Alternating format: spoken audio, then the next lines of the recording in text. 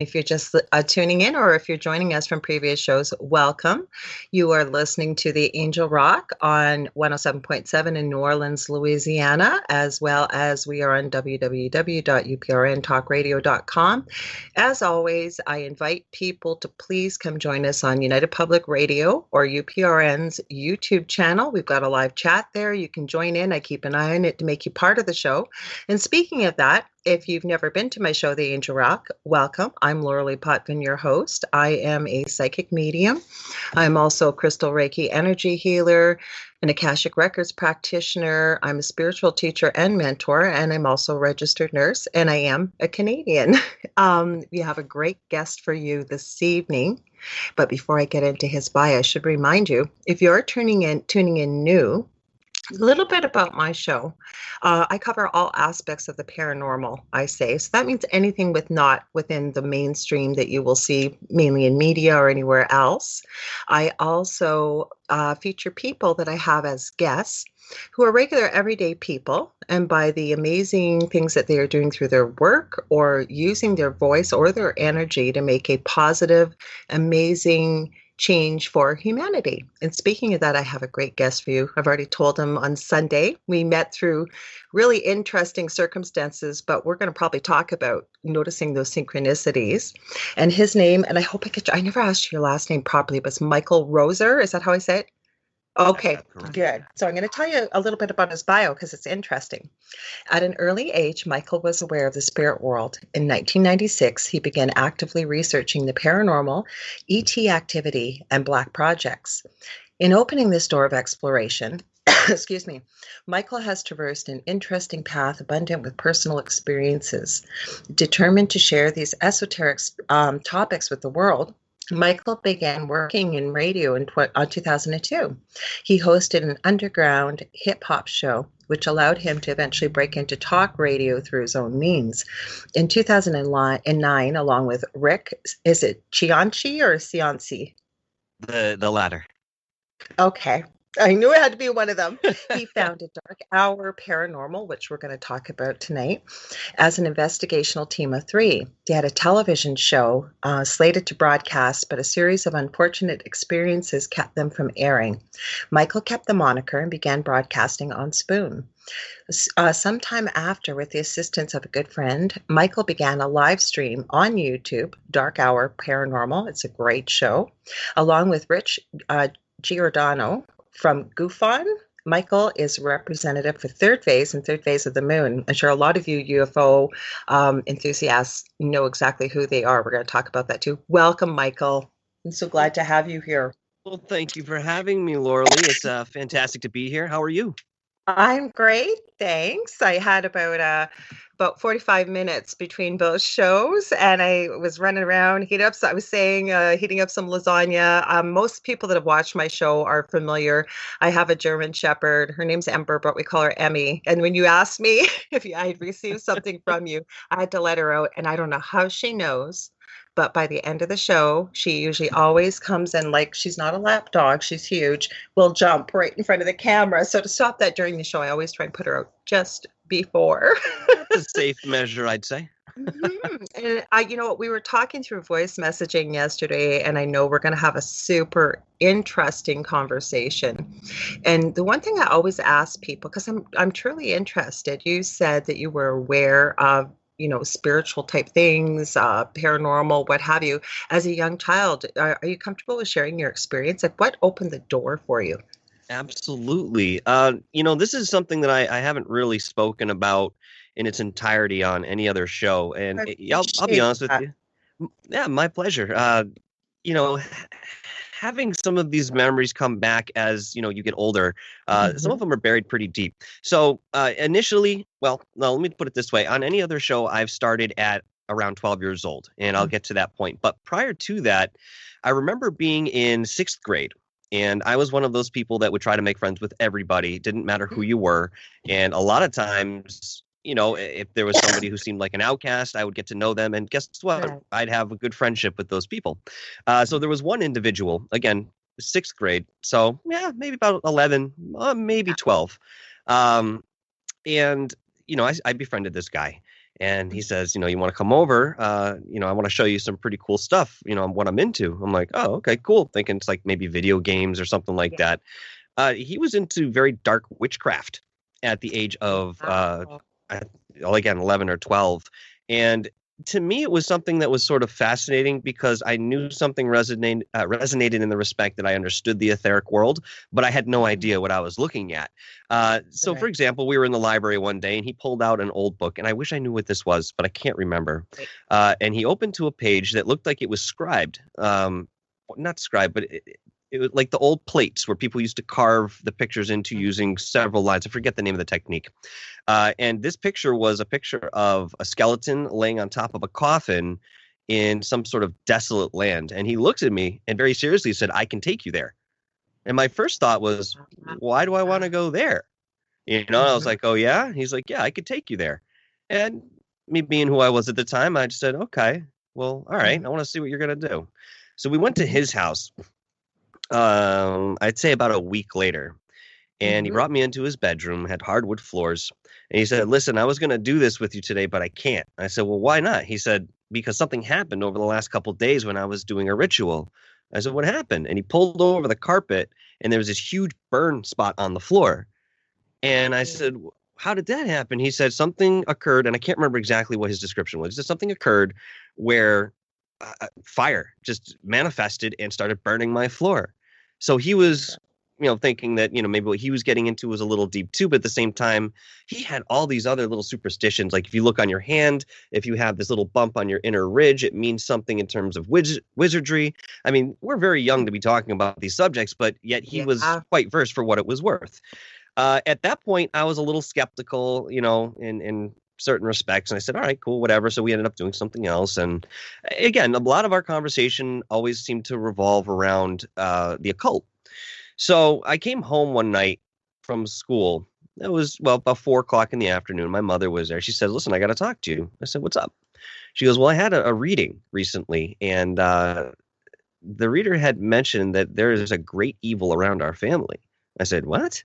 And this was before I had any real knowledge of spirituality. I was more religious than anything in respect to Mhm. Christianity. It's how I was raised. And I said, oh my God. She goes, do you have any idea what that might be? And immediately I thought of this guy. I said, I think it's this guy because this is what Mhm. we've been doing. And she said, well, I'm not going to tell you what to do, but if I were you, I would distance yourself from him for a while. And I said, okay. And I took it seriously. Uh, and I distanced myself. We still remained friends for what it was worth, but we never got together again or anything like that. Oddly enough, he actually saved me from an episode where I might have been molested a little bit later down the road, just being a naive kid going across town with a friend to meet somebody I met over a CB radio. So, he did do a little, little something positive for me, but that was sort of the beginning of understanding fear, like that real deep seated fear that sometimes we come into contact with when we get into the more negative ends of spirituality. So what ended up happening next was, again, we separated, so there wasn't much to our friendship more than a hello and goodbye in school. Mhm. And I started on my own path of, what is all of this? How did this person know this guy was around and what he was doing? Something just didn't click. So I started very intensely asking myself, what's the meaning of life? We've all asked ourselves this question at one point in our lives in various ways, but I was very, very particular with my intention behind this. And I kid you not, one day I was sitting in my room and I had asked the question to myself again, as I usually do, and a voice came into my head, and yet I felt it at the same time. It was a very Mhm. odd feeling, something I hadn't experienced before, and it Right. said it's something to the effect. I don't remember exactly what they said, but it was something to the effect. The point of life is to just be. And I was like, wait a minute. So it's to just experience. Mhm. And from there, I took it in many different directions. But I still feel that today, that the soul is actually a very benign force that has the desire to experience. It doesn't necessarily have a preference of what experience that it wants to have. In our eyes, something that's bad or good is equal in the realm of experience to Mhm. the spirit. Mhm. So for me, that's pretty much where it started. I got into Betty J. Eady's book, Yes, I've read Embraced by the that. Light. You remember that I book? have studied near-death experiences for almost 44. I'm 55. That was one of the first books I read. I was going into nursing, and my hairdresser suggested it. So go ahead. I have so many Oh, questions, that's but go ahead. awesome. It's That's fascinating to awesome. me. Go ahead. So you started with that book. So, I mean, it's funny to kind of look back because a lot of these books that fell into our hands, even Conversations with God by Neil Donald Walsh, these were just books that were sort of floating around certain circles back then, and they are, I don't want to call them cult classics, but very well known today and revered in certain respects. So I got into her book, and that started to open me up a little bit to talk to my mother, who was more spiritual than I realized at the time. Through her days, she had worked with astral travel. All sorts of different realms of spirituality that she didn't really introduce me to until a little bit later, at least in what she was capable of doing. So I was enthralled by that book. Very much realized after reading it that, when we die, we sort of create our own reality the same we do here, but perhaps it's quicker, given that we're in a lower vibration and physicality. But that's really where my journey started. You know what? I have so many questions. The first thing I have to say is I keep picking up that you definitely, I'm not telling you what to believe or what, but I keep picking up this energy, wise beyond your years, such an old soul. You came in with so much. Think of the age, because that's one of the things I do as a spiritual teacher and mentor is if parents are okay with this, because I was mentioning this in our conversation yesterday, I'm almost feeling like it's a new breed of children, if you will, Hmm. even the so-called millennial. I really don't like those labels, but people will understand the age group I'm talking about. I also have to give you so much in the way of kudos with your mother, that even at that young age, most parents would have said, absolutely not, no way, that person's not allowed back in our house. I'm getting goosebumps as I'm saying it. Many Hmm. parents would have been that way. My number one question, though, was that, and I'm going to say child because he was a Hmm. tween basically at that age. Was he raised in this? Like, did his parents practice this? Did they even have any clue what he was doing? My impression then and looking back is that he was a very unsupervised individual. Okay. He grew up in a rougher part of town and Okay. somewhat poverty stricken, so the attention wasn't really there. Yeah, because to me, even back then, like you've got to think back then, not that it's eons ago, but spirituality is a lot more accepted topic, if you will, light worker, whatever people want to call it. Hmm. Back then, like you said, the doorways were just kind of opening. So for somebody that age, especially to come from an underprivileged background, I'm almost getting like a vision, like it was whether it was a teacher or a mentor, maybe seeing where this kid was heading, Hmm. maybe tried to give them something in the way of a book, like kind of like how you said they fall into your hands. And it sounds like this kid was a pretty intelligent person for that age. Because think about it at 11, not that kids aren't intelligent and knowledgeable, but good Lord, even like you said when you were talking about memories that get unlocked as you go back through, your childhood growing up. I now Hmm. realize my first paranormal experience was at the age of 4 and probably beyond that or before Wow. that. Yeah, it was. So, I have a grandmother though on my dad's side from Belgium. And my mother doesn't believe in any of this kind of stuff. She makes fun of people that do what I do. But my dad was one of 17 children. My grandmother apparently was pregnant every year for 25 years. God love her. I don't know Oh my how. God. Good French Canadian Catholic family, right? Hmm. But my dad told the story of his third eldest brother. This would have been in about the 50s. And my father was sort of towards the middle end of the children. And they were sitting at the dinner table. And apparently, my grandmother stood up and was hysterically screaming. I don't know the exact time, I'll say 6:03 p.m. And his brother's name was Philip. And my grandmother stood up screaming, Philip is dead. Philip is dead. Oh my God, Philip is dead. And as my dad told the story growing up, my grandfather said to her, she had a very unusual name. Her name was Blondine. And he said, Blondine, sit down. It's You're pretty. scaring the children. You're scaring the family. You know what? You don't know what you're talking about. He's probably just late for dinner. And as the story goes on longer or further, my father said about an hour, hour and a half later, the police came to the door to report that his brother had died. And what had happened was, being not very, with that many children, nobody had a lot of money, but they would work on cars, all the boys. So he had a bit of a hot rod type of car back in the 50s, and his best friend was following him, and they were hot rodding along the highway. There was no seatbelt in the car, and apparently the door opened, and he fell out, and accidentally his friend ran him over and killed him. And the time was 6:03 p.m. Mm-hmm. Oh my God. So there's something to that, right? Like I was even mentioning, I'm noticing too, I believe that all children have these abilities, but just like some people come in as a natural born artist or musician or, pro athlete, or they're good at numbers or whatever, some people growing up maintain this and really are strong in these gifts, or people that have gone through near-death experiences. So my point with that is, it's been around forever, going back through history. I was just mentioning this actually in our host chat. We were discussing the paranormal this week, and I truly believe we had so many more abilities as human beings, even eons back, that we've lost because of their technology. What's your thoughts on that? Well, you bring up an interesting point here, and I'll just sort of highlight it a little bit. Everybody has heard of a mother's intuition, and we're very ready to accept that. Yes. What about intuition on a larger scale? I mean, if nothing else, we are part of the same species. That's got to count for something. So, as time goes on, we're realizing this connectivity that we have between each other, that it could be parallel to a mother's intuition, but on a different level.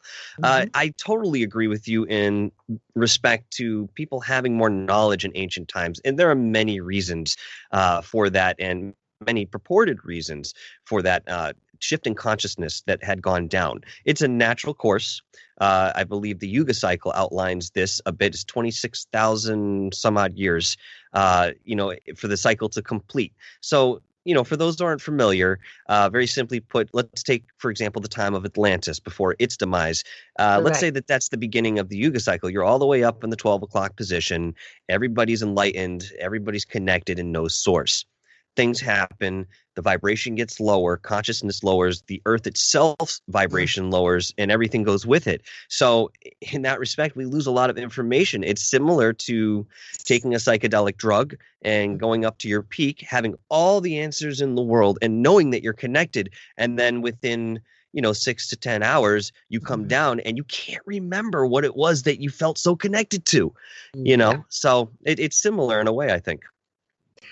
You know what, and you mentioned synchronicities, and there's so many that we talked about that kind of even brought us together in a way, and how important that is for people to pay attention to the synchronicities that are out there that do connect us, that we do get signs for, whether you want to call it spirit collectively, as we both did in our conversation. I know you refer to them that way, or what it is, because so many people believe that we're here by accident. Why am I here? Like you said, the meaning of life, and just really don't realize. I truly, and again, I know there's a lot of people that share this belief that we're all here for a reason, and we're all here. We're all interconnected, and as I've explained it before to people, I believe that we set some type of lesson or encounters that we'll have throughout life that can help our soul, if you will, evolve more deeply. We have free will, I believe, when we come down here. So some people screw it all up. You may never, ever, do what you set forth. But say, you've decided that you want to learn about patience. And you really want to learn about this, improve it within the experiences you've had in previous lifetimes. When you come down here, more than likely, you're not going to end up in a Zen Buddhist monk monastery. You're going to end up with a lot of people probably pushing your buttons, or really, this will happen, right? Because we have a choice. Either we can learn to develop the patience, the lessons we set forth, or we're going to hang on to it. Because as I understand it, I really believe that once we've mastered that lesson, it no longer appears in our quantum field, if you will. What's your thoughts on that? Again, I absolutely agree with you on this. In respect to free will, it's the decision to do what's against your natural desire and your highest vision of yourself. And believe me, there's no judgment in this. So if you choose to relearn a lesson that you did last time for Mhm. whatever reason, Yeah. there may be another opportunity, but it won't be the same opportunity you have right now, because this is a sort of a one-off thing, as far as I understand. And yet, if you want to get deep enough into it, we could repeat the exact same life all over again if we wanted to. So, I Mhm. mean, there's definitely a quantum aspect to understanding Mhm. timelines, and perhaps even philosophies such as string theory and so forth. Mhm. I don't know if that's my Wi-Fi or Which, not. I'm a little bit slow here. I forgot to warn you. Sometimes my Skype will hang up. If it does, I'll pop in my yeah, if you're Wi-Fi extender. I apologize. Um, with that being said, I had a really interesting question during a reading, and it was so funny that I got asked it because I always call meditation our workspace, if you will. That's where we connect. I believe we can take lessons. Spirit's happy to teach. They want to see us succeed. I believe that's why we have guides and we have spirit. But they asked me, we talk about past lives and there can be future lives, but somebody said to me, could you go back to, something way back in the past? And as it was shown to me with spirit, because there is no time or space on the other side like we see it from a human perspective, why not? If there was something that was really happening in that timeline back then, why could you not go backwards? I'd love to hear your thoughts since we're talking a little bit. We're going to get to the UFOs and paranormal and everything, but I love hearing what you have to say. Even talking to you yesterday, I'm very, very chatty, a lot of words, and you were just saying it so beautifully and succinctly. You really did. And Thank I you. swear to God, you'd be writing these down. I'm really listening to you. I'm going to grab my Wi-Fi extender. It might be on my end too. Every once in a while, the internet resets for just a moment, but Mhm. I thankfully don't lose total connection. Just to let you know. Um, let's see, where were we here?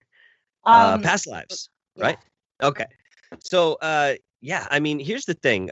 What happens in a past life, you can carry into your present life as something you still want to shake off, Mhm. right within yourself, heal some trauma that's Yeah. occurred.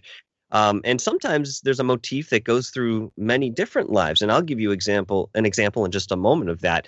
But that being said, I am also aware that you are able to observe certain events on whatever timeline you want to, and perhaps be a participant in respect to the spiritual side of things. Mhm. So you can actually be doing work with a physical event from the spiritual side for whatever reason.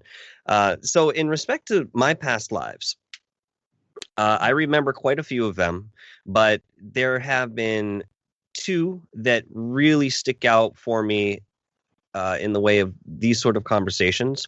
The first one was in World War II. I was in a concentration camp. I was a musician, as I am in this life. And I was forced in a position where I was with the orchestra, that one of the orchestras that would watch people go into the showers.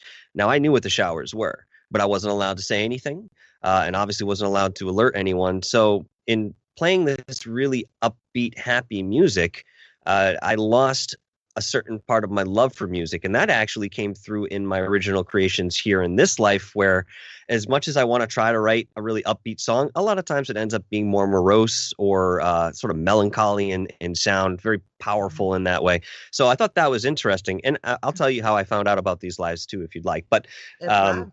for the Okay. sake of conversation here. So I left with this feeling of helplessness, and I lost my love for music. Now, the most important thing to take from that is the helplessness. Okay. I still wanted to help people. So, the next life that I am aware of, believe it or not, I was involved in the Montauk Project in a woman's body. Okay. I actually Really? have her name. I have her name. Long story short, what ended up happening was I was very much a part of what was happening there. I was privy to witness the dark turn that it eventually took in the sense of a right angle. And I did my best to voice my opinion about what was happening and where we were going. And it fell on completely deaf ears. When I And had not this. being a woman back then either, right? Exactly, Mhm. exactly. And she was short in stature too, so it was Mhm. not like she had some sort of commanding physical presence at all. Right. She was very compassionate. She tried to help as many of the boys as she could, but eventually she too was put to death. Uh, Oh, Now, again, here we go.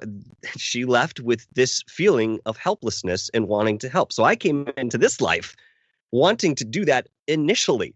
That's what I wanted to do. And I feel that was part of why I used to reach out to people that didn't seem to be included when I was younger, and bringing people together in that fashion. Now, why is it important that I mention these past lives? A lot of people are like, oh, that's cool. You know what your past lives are, and you can sit and ruminate about it. The reason I know about World War II, and the reason I know about Montauk is so that I can heal that aspect of myself in this life. It's not for me to indulge in.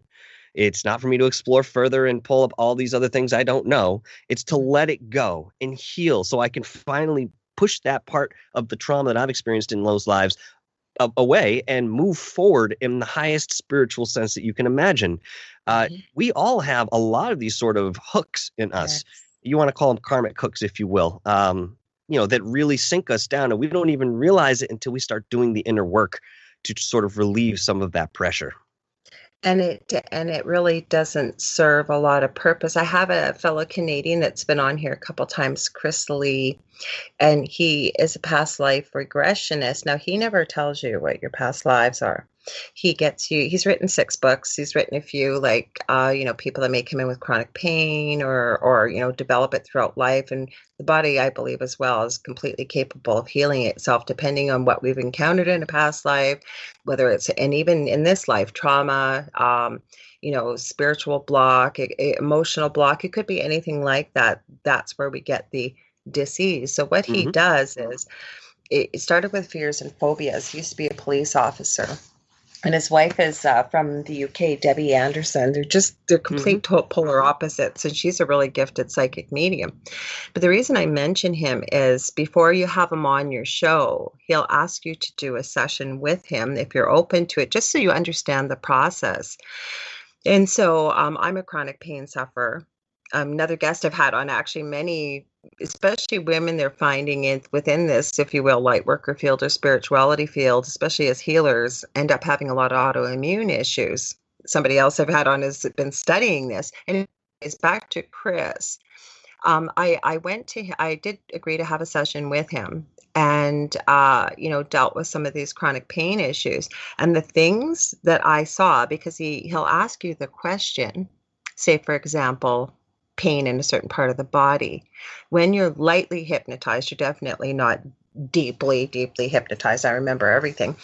And he'll ask you to go back to where this first showed up in your life, because he explains it in the shows that we've done, and he's got videos out there that when we're carrying karma, say from a past life that no longer serves us anymore, once we recognize where it comes from, he believes, we let it go.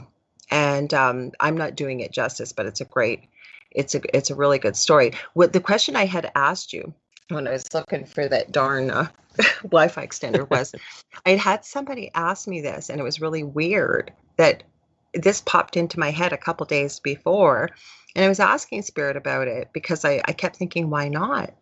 Okay, we're in 2020. God forbid one of us, or we're eventually all going to pass away. So we're back, if you want to call it back home or whatever. We've decided that we're going to have another reincarnation.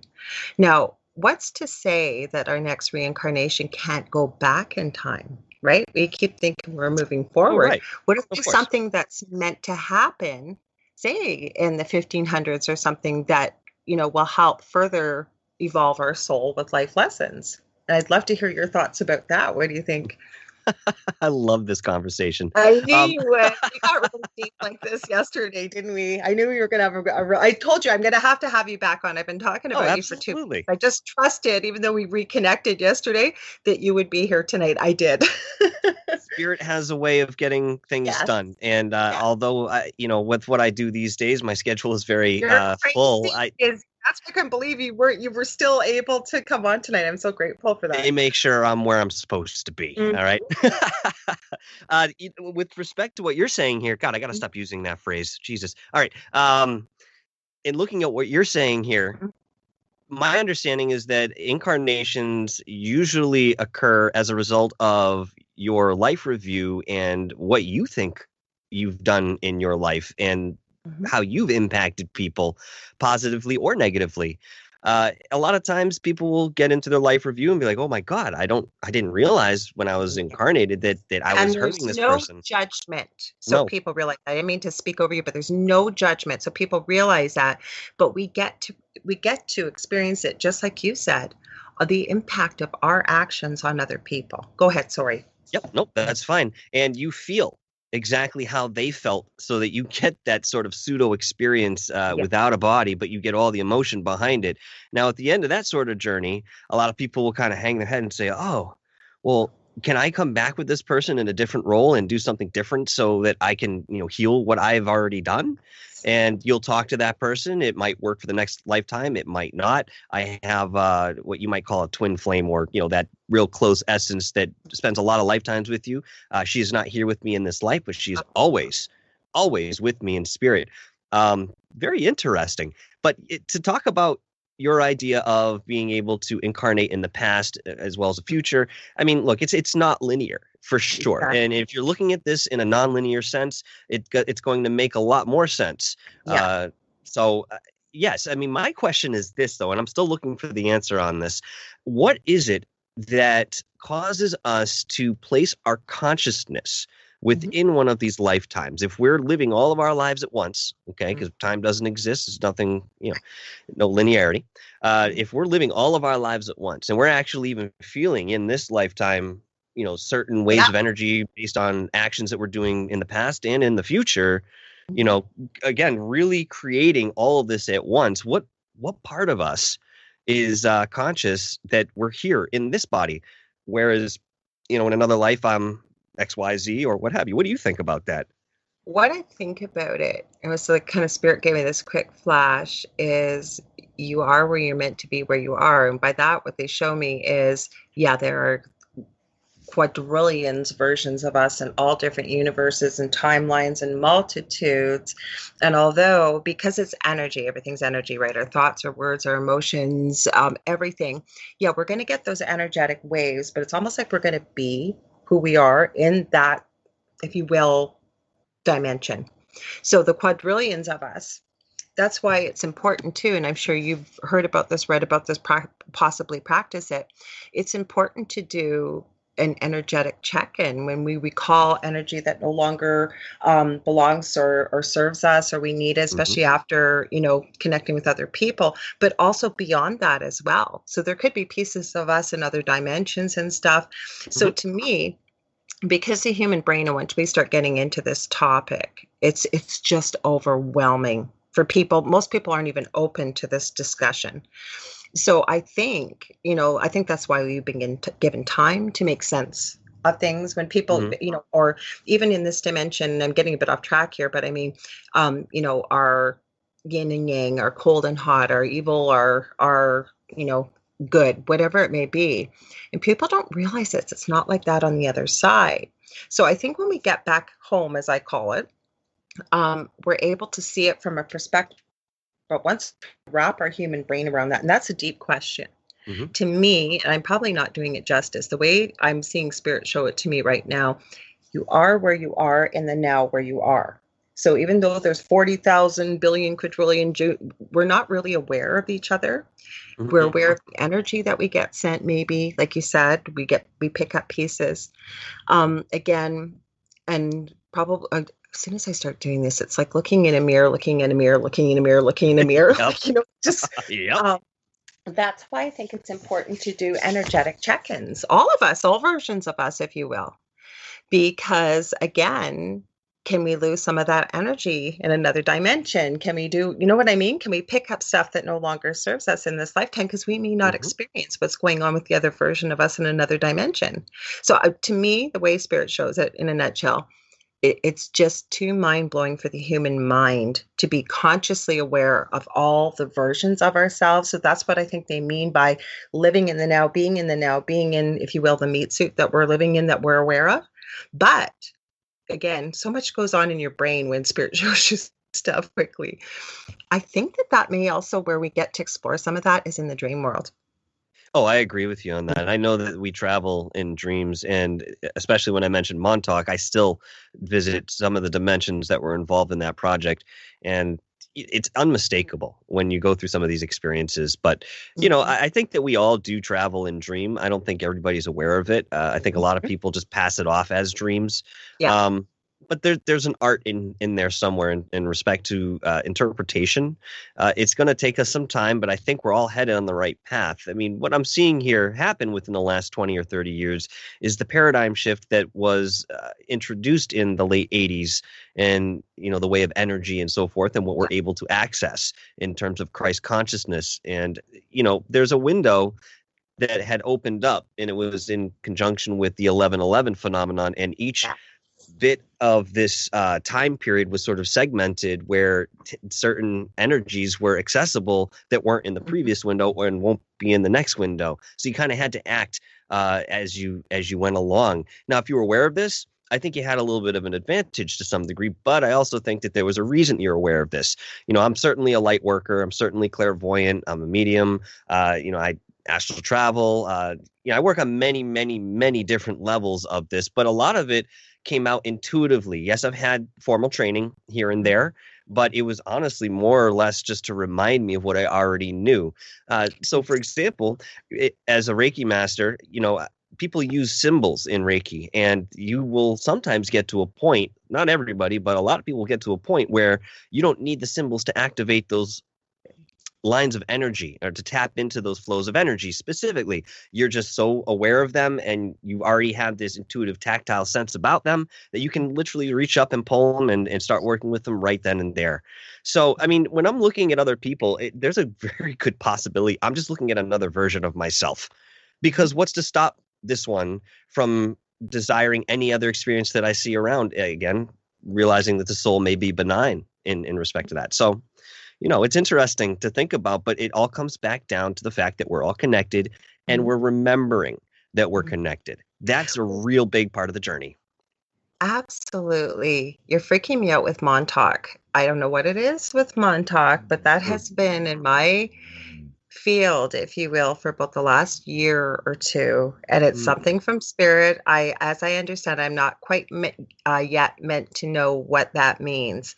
1111, very significant. And that's been for years. Can mhm. definitely, but there's just so many things, the synchronicities. But as we start talking on this level, and you don't need to have this kind of conversation with everybody, I don't mean that, but most people are aware of the fact that when you meet someone and you feel like you've known them your whole life, or you're, as I'm explaining things, like I said, it didn't answer it completely, because I think that that's one that deserves a lot more time. I mean, we could do a whole show on that, about the quantum timeline and all these different dimensions. And like you said, it's a good question to ask, though. Why are we aware of the other versions of ourselves?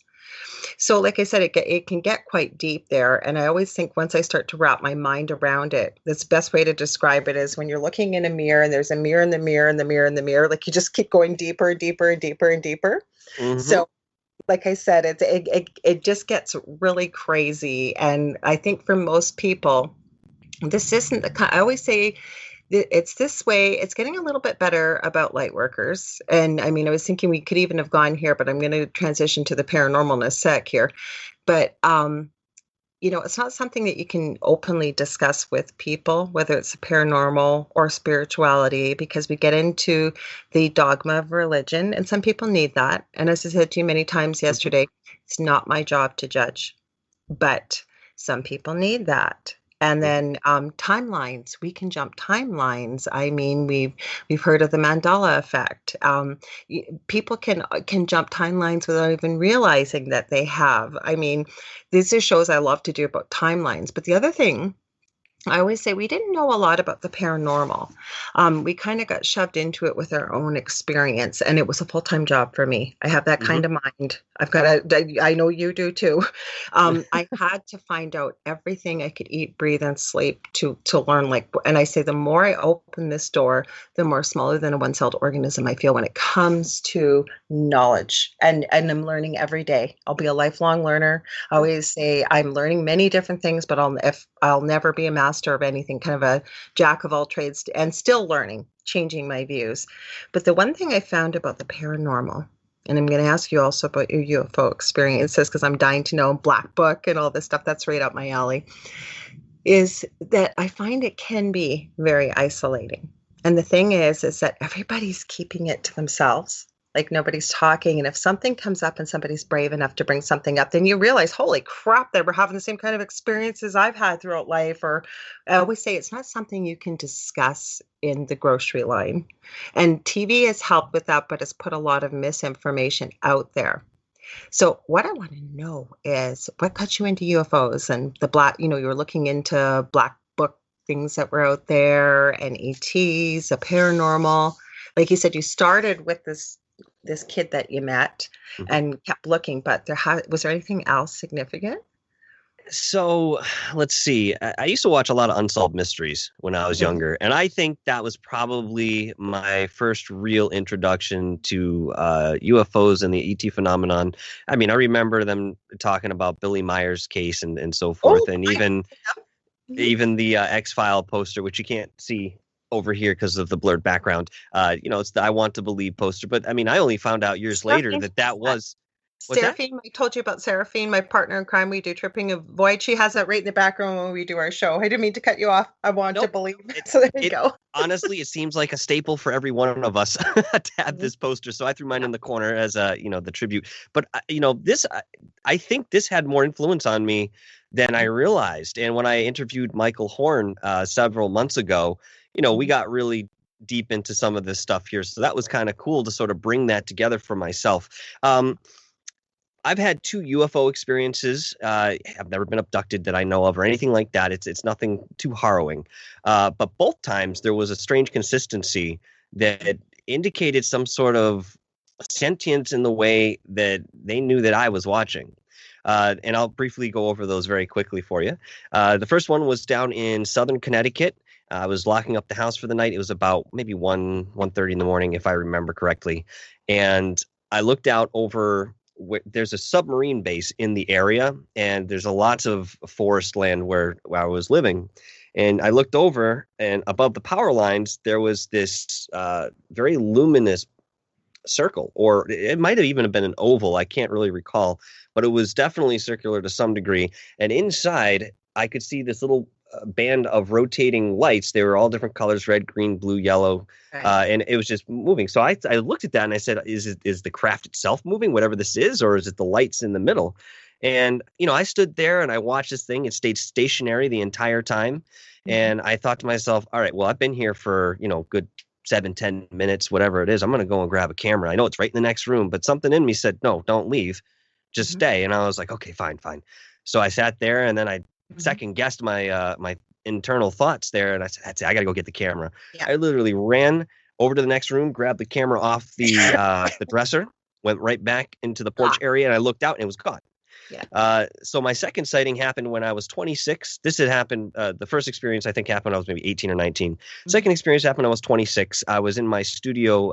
Again, I'm a musician, so I was recording an album at the time, and I had just gotten out of college. So a lot of what I still had was at my parents' house before I moved out. Mhm. And so I'm in there doing my music, and the phone rings. What the heck? So I picked the phone, kind of agitated because I'm being interrupted. Everybody knows what I'm doing, so why are people Yeah. calling me at this point? Hello, my mother. She says, "Hey, I just want to let you know your father and I went out. We're going out for dinner. But why don't you go and take a look out your window?" I was like, "Why?" She's like, "Just look up at the sky and tell me what you see." I said, "All right." So I walked over with the phone and I looked up at the sky and I saw what appeared to be three triangular lights sitting very close to each other for what it's worth, just hovering in the sky. I said, "What is that?" She goes, "I don't know. You tell me." I said, "I don't know." She said, "All right, well, I'm going to go." I was like, "Okay, I'm going to sit and watch this thing." So, all right, that was that. So I sat and watched it. Same sort of thing as last time, stationary, but very close to the house as opposed to the other one, which was very far away. I couldn't make it out as well. I You couldn't see got any such a distinct shape. cool mom. I'm sorry, I gotta tell you that. You got such a cool mom. She is awesome. She is awesome. I am very blessed to have a great family and one that has been very supportive of lots of things I've gotten into, this Yeah. included. So I'm looking at this. I didn't see any distinct shape around it. We talk about the stealth bomber or something like that. In regards to this, I don't know what it was, but I stood there and I watched it. Same thing. All right, I'm gonna go get my camera. This time it's right around the other side. I just have to kind of lean over and grab it and then come back to the window. Same thought in my head. Don't go. I'm like, come on, I want to catch this on camera. I can look at it later. I wasn't thinking of documenting. I just wanted to catch the experience. And sure enough, my patients left, and I turned around, grabbed the camera, turned right back. It was gone. I'm like, where the hell did it go? How could it go that quickly? I was just watching it, and I was actually kind of frustrated at this point because I was like, man, So those are the two definitive UFO experiences that I've had. Although I've seen many things in the sky, and most of the time I look at them, oh, okay, and I keep on. But those were I pretty got to significant. stop you there for a sec because I got to tell you about two things. First of all, I believe I've had an abduction experience. My mother, who doesn't believe in any of these things, I'm too long of a story and I don't talk about it publicly, but I no longer connect with my mother and father. Mm-hmm. But my mother has red hair and is Rh negative, green eyed. Okay. So while we were at the peak of our paranormal experience, and there's two things, like I said, I got to share with you. One's not about me. I went to the lights and I hadn't slept really well in about 6 days. In 6 days, I probably only had an hour or two of sleep, but I was not hallucinating. So I got in the car. I've lived in the city my whole life. Was a community visiting nurse when I hurt my back, so I knew the city very well. I was going to the store, which was about probably 3-4 minutes away. I have a bad back, so I took the car. I was at the light. I kid you not, a red light. I blinked my eyes. I opened them. I was 40 minutes away, or 40 miles away. I was probably, it'd probably been about, I think, anywhere from about an hour to an hour and a half later, missing time. I was in front of this building in the opposite direction I have never seen.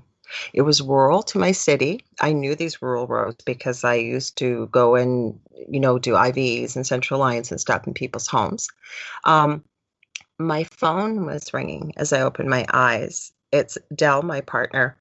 Where the hell are you? You've been gone forever. You should have been gone like 5 minutes. I'm going, I have no idea where I am. And then, but he's not a yeller, but he's yelling, what the heck do you mean you don't know where you are? I go, I don't even know if I'm going to get GPS. I said, I'll have to call you back. I have no idea what happened there. Joe does regressions and hypnotizes people to go back. He always teases me that when we meet up, he says he's going to let me know what happened, but something happened. I don't know what. I have no idea. And he says, go ahead. I was just going to ask you if the missing time isn't attributed to extraterrestrial phenomenon, what could it possibly be? And never mind that my car's in the different direction and it's in front of it. It was like a half moon building. It reminded me very much when I was a very small child. My mother used to do accounting for an auto mechanic in the city here.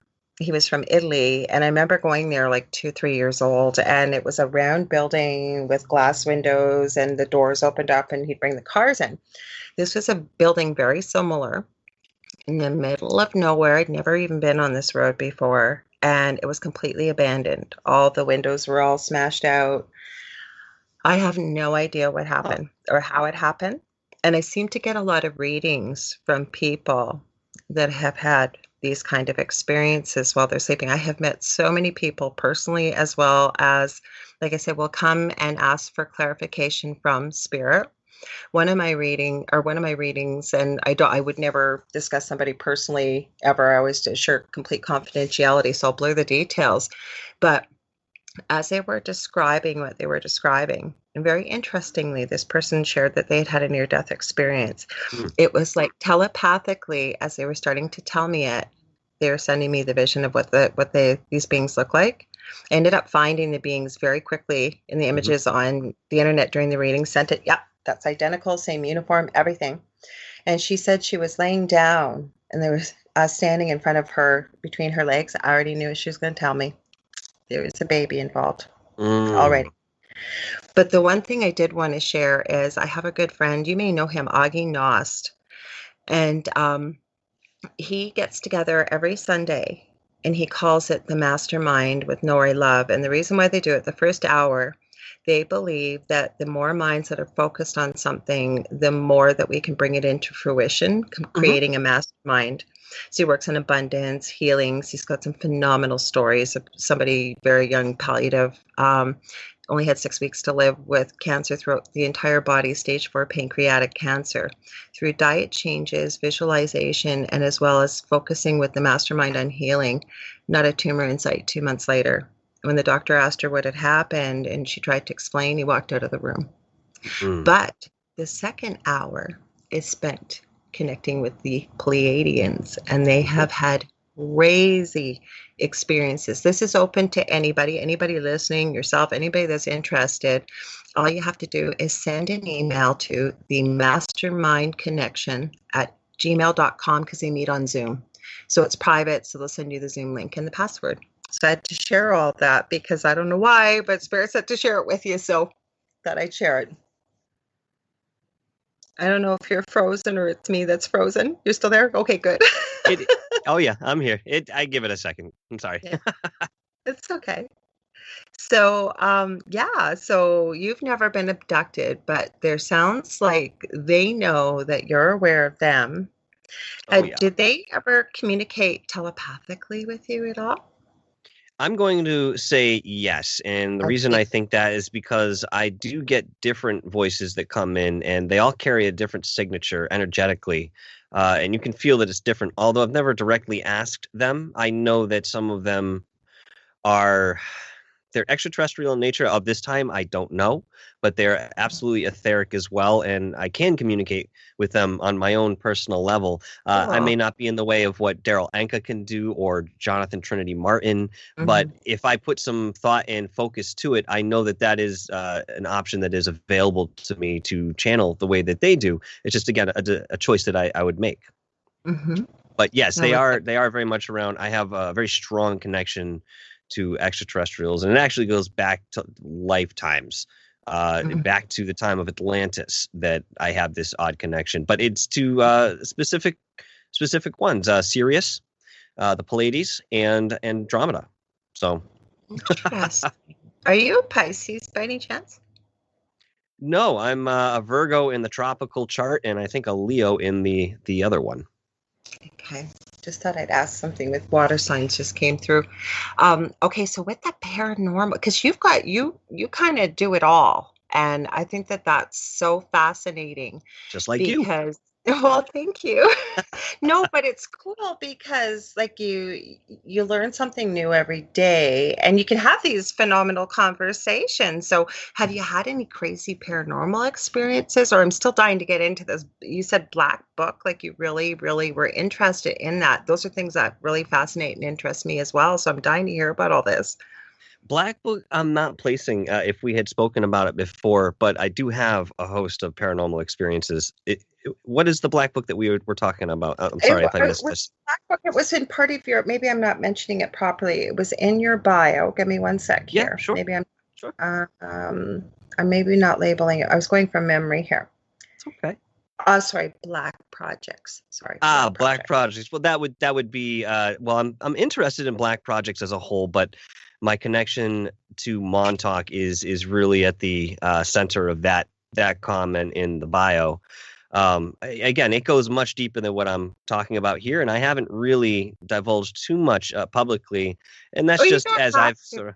Don't want No, to. no, I'm fine talking about it, but it's a newer topic that I've sort of recently discovered why it was it's been such a I wouldn't call it an obsession, but it was an incredible focus and desire to understand why I was so connected to this particular project. Uh, Mhm. and we can go into that if you'd like, but we'll talk about the paranormal for a moment here. You go wherever you want, my friend. I know you're going to be back on here. Like we've already gone through an hour already. It's just flown through. It's just flying by. Like, seriously, I can't Yes. believe this. Mhm. It is all interconnected though in a lot of ways. So, for example, I have soul connection with Preston Nichols. Mhm. I've either been with him in other lives or energetically we've worked in certain circles, but we all come from the same energetic pool, along with Right. Duncan Cameron and Al Balick.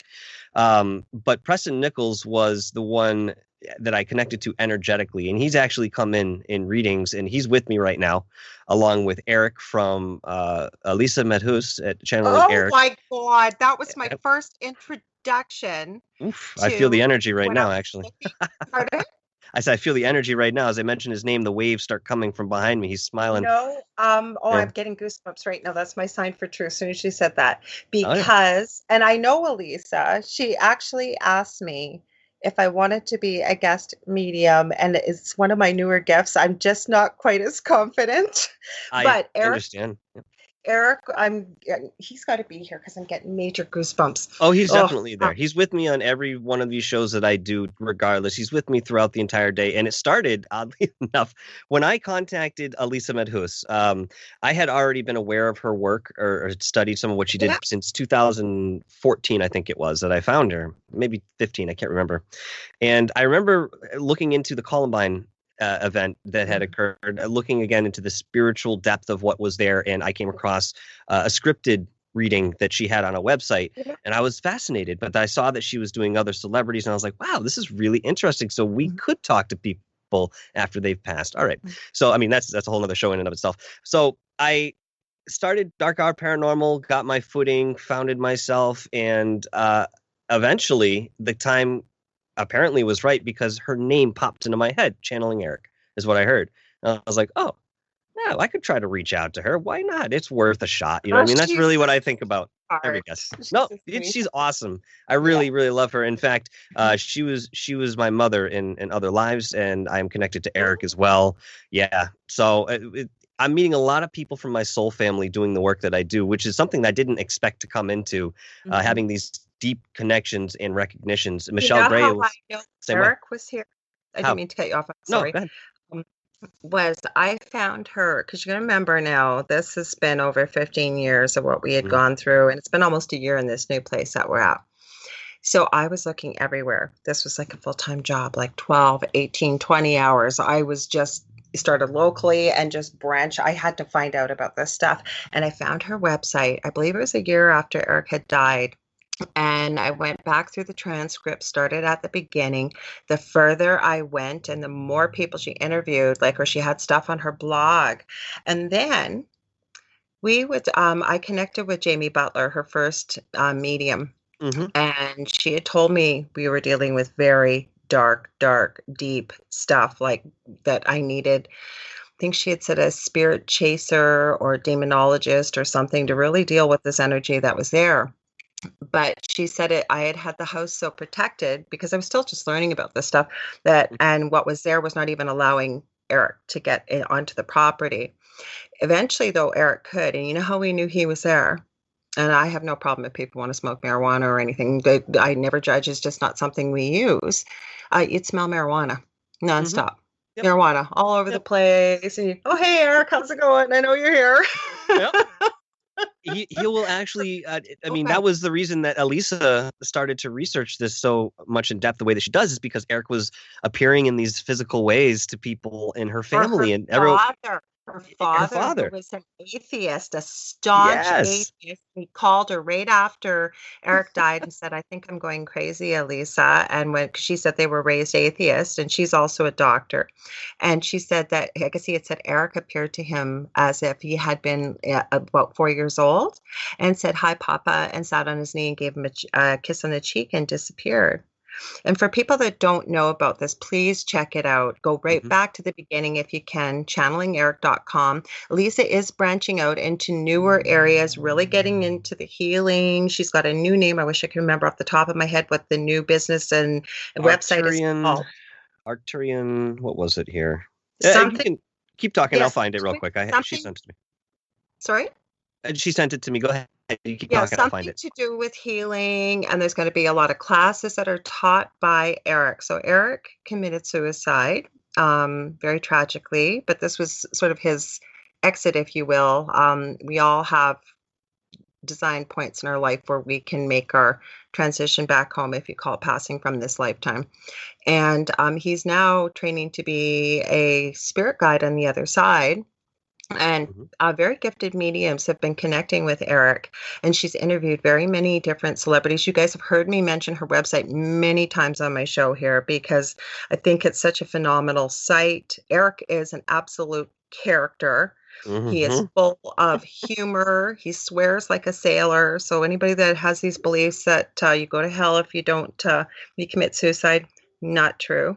And you maintain a lot of your humanity, a lot of your traits, apparently, over on the other side, including Eric. Go ahead, Michael. I'm sorry. I can't find it. Nope, you're fine. I couldn't find it. That's okay. I just found it. I want to say hi to Zach in the chat, too. He just joined us. Sorry, go ahead. Sure. No, that's it. Yeah, no, I mean, all I can say is in support of what you're saying when it comes to Elisa Medhus. But the way that it sort of played out, I had asked Eric at one point, did I just find Elisa, or did you somehow guide me back then? Yeah. And he said, "Oh no, I guided you." Yeah. And he guided me, when I decided to have her on the show. So when she accepted, I said, "All right, great." I'm driving some distance. I was traveling from Connecticut into Massachusetts at the time, and all of a sudden I saw Eric in my head, and Hmm. I kind of just I acknowledged him, and he looks at me. His hands are folded. He goes, "So you're going to interview my mother?" Or I think he said my mom is what he said. Yeah. And I said, "Yes, she seems like a very nice lady." And he said, "She is very good." Very good. And just smiled and just kind of gave the approval, Yeah. very coy smile, if you will. And yeah, he's been with me ever since. It was like a reconnection, and he is one of my most prominent spirit guides. And I have a feeling he'll be with me for the rest of my journey, along with Oh. Nikola Tesla. So figure that one. Mhm. Oh, you got Nicola or holy Nikola cow. Tesla is with me as well. Yeah. Wow. Yep. I could see that about you though, because when we were talking off air, you had said that you work very closely with Archangel Michael. Mhm. And it's really cool that when you meet people and you know that they work with certain archangels, they almost embody a bit of that energy, if you will, like what you either can feel or what it is. And I was not surprised when you had said about Archangel Michael at all. I'm going It's to go true. to I'm serious Yeah. about that. When So you work with these energies, you start taking them on and you carry them with you. If you don't, then you're not in the same vibrational level. And it's harder to connect if you're not anchoring and allowing that into your life. But I was with just art, checking yeah, places go ahead. and go ahead. Sorry, I have a delay, like I said. Go ahead. No, it's fine. I was just going to say, but with Archangel Michael, I mean, I never realized how powerful he was as the entity that he is, and the Legion of Light that works with him. And of course, maybe I realized, around 19, 20 years old, that I was always part of that healing group of energy. But in my darkest of paranormal experiences, where I've had things with me that I could not get rid of otherwise, that's a surefire way. I call on Archangel Michael, the Legion of Light. Usually it takes about 30 seconds to a minute, and all of a sudden I'll feel the room clear out. It doesn't Hmm. matter what's there. And even if it's something that's persistent and bothering me, it'll back off real far before it decides to come back out again sometime later. So that's how I end up really working with that energy. See, what happened with us every time we reached out for help?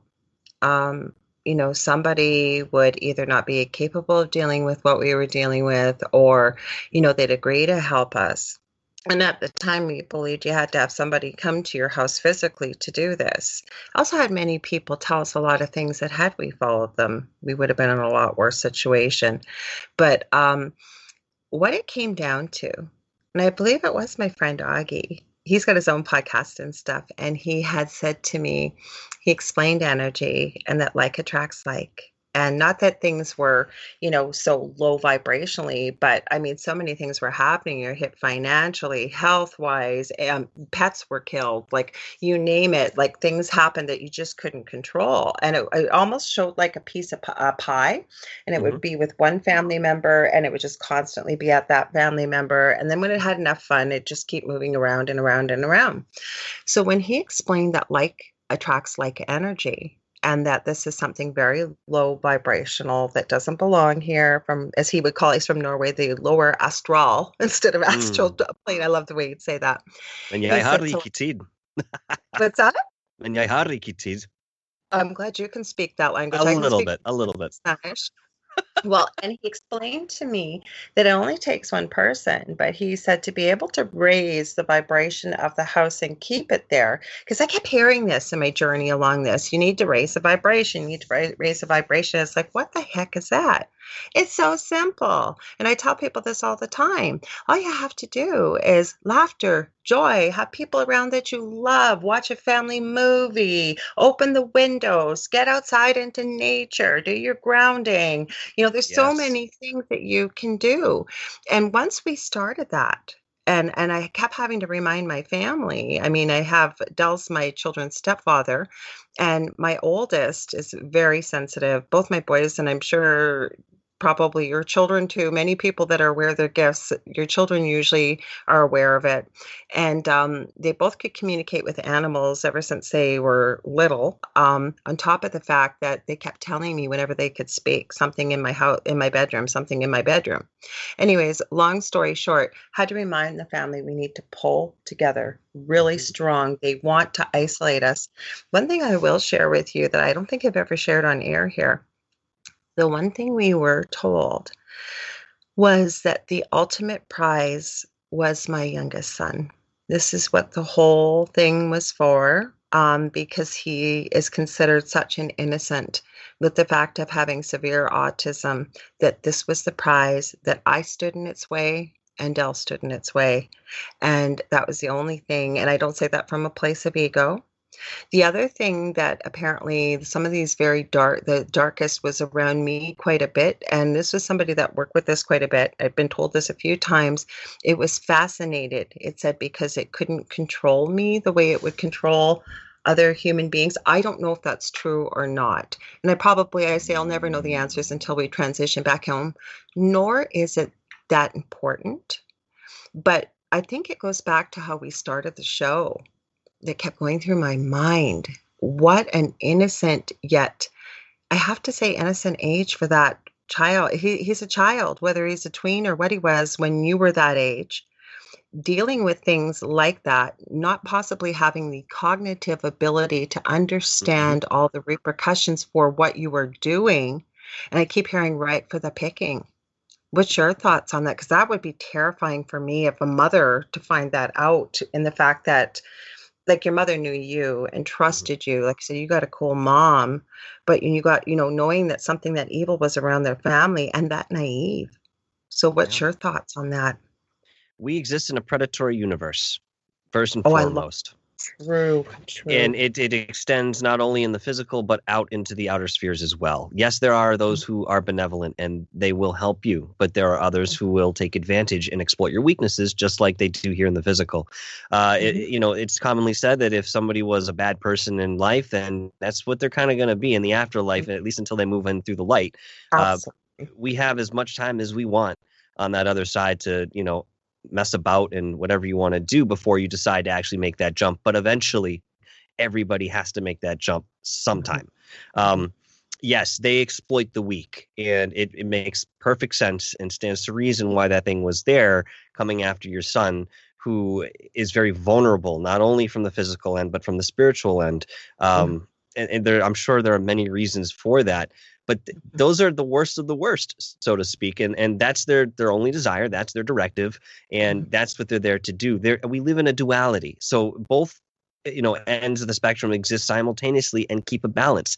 I know that we would prefer to have more positive experiences, and as our our free will and our choice move forward, and we understand that more in respect to creating our own realities and manifesting our desires, we'll understand that further. This life is for manifesting abundance, and it's for manifesting what you want. That's something that a lot of people don't realize. They think they're stuck and locked into a specific pattern that they have to follow, and it's just not true. Now, that pattern might have come as a result of their upbringing, what they were given in respect to other people's perceptions of the world, like we are all given. We're never really given that moment or that opportunity to form our own ideas of what things are until we're teenagers. And I think that's one of the reasons that so many adolescents are confused and have no idea what's going on, because they're now becoming in tune with the spiritual side. I think something happens in those adolescent years, the way that it happens at the very end of our years. There's some sort of shift energetically that kind of calls you to stand up and become who you came here to be. It happens sooner or later for, I think, everybody. But yeah, definitely think that, beings like that will go after the energy. They're after fear. They feed off of it. And anger, sadness, All of depression. it, all the And negativity.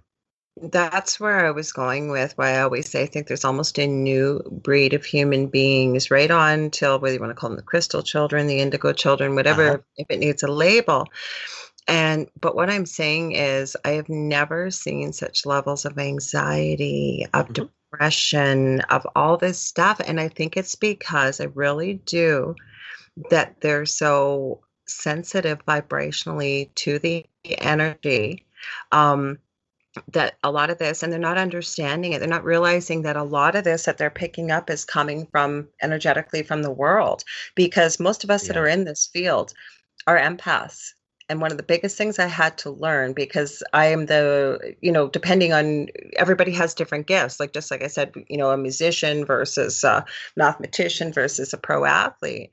For myself, especially, I can pick up, I make jewelry and pick up a necklace from, somebody I bought at a secondhand thing or whatever. And I'll be able to feel the emotions and be able to see where that necklace came from. But the other side of this, and I do teach this, I'm sure maybe you might too, that you'll hear people say that are empathic, that it's a curse. I like to look at it as a superpower, again, not from ego, but the fact that you can tell when someone's lying to you. You can pick up when something's just not right. But we can also, for myself especially, pick up other people's pain, whether that's emotional, physical, what have you.